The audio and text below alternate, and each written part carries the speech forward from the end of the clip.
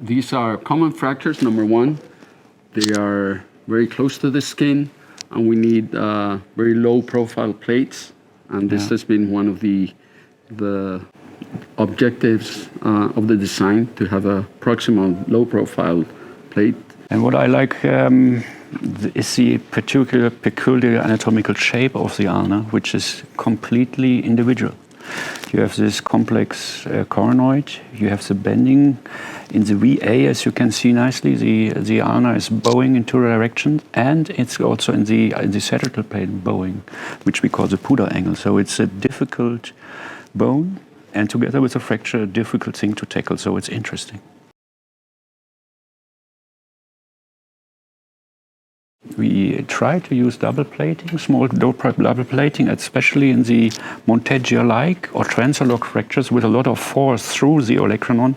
We saw that we get material failures. So I need for a dorsal, strong and quite long and sturdy plate to tackle these fractures.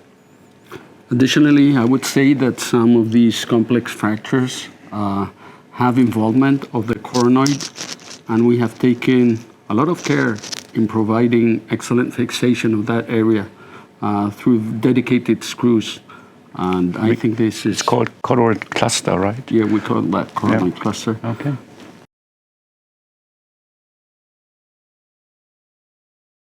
Well, number one is, as we said, is an area that's very close to the skin.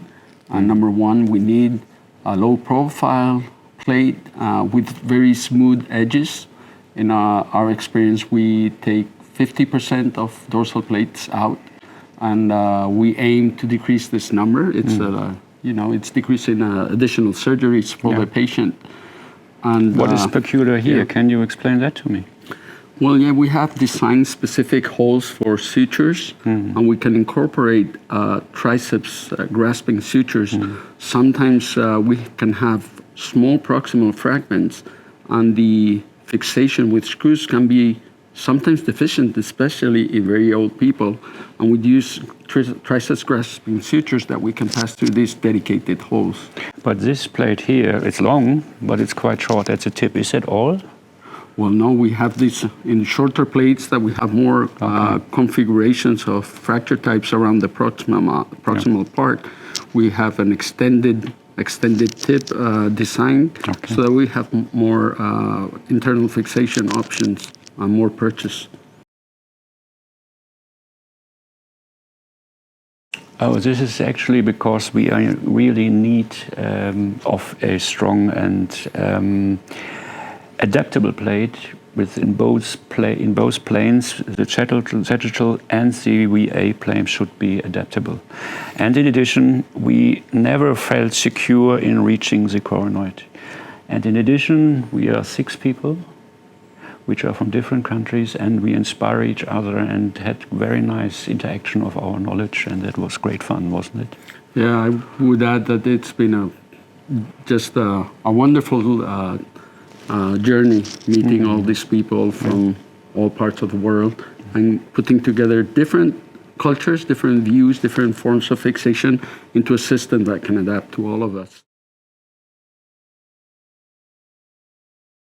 I think number one is the adaptability to the personal anatomy of each patient. We have adaptation in the varus angulation and in the proximal or dorsal angulation. It's a low profile plate. It has dedicated holes for sutures, and it has extended proximal tip models so that we have increased proximal fixation. And it's the only plate which has a coronoid cluster, right? Yeah, it has a coronoid cluster that we call for dedicated screws to purchase the coronoid. And I think this is a unique feature. Additionally, if you want... These 2 screws here can, like the TriLock Plus system, for a 2-level fracture, for compression, or even for corrective osteotomies, to use this to have a very nice alignment and compressive fracture, additional fracture. Very satisfied with the outcome of the project, basically on 2 levels. Number one, because I think we achieved the goals of the project, which is to have a product that is new in design and has unique features that are different to what we found in the market. And I think this will be beneficial for patients. Additionally, on a personal level, I've met wonderful people in this project, and that's been probably the best. And I personally learned, in addition, that we have to really find our way to the coronoid. Otherwise, we have those complications with secondary loss and instability.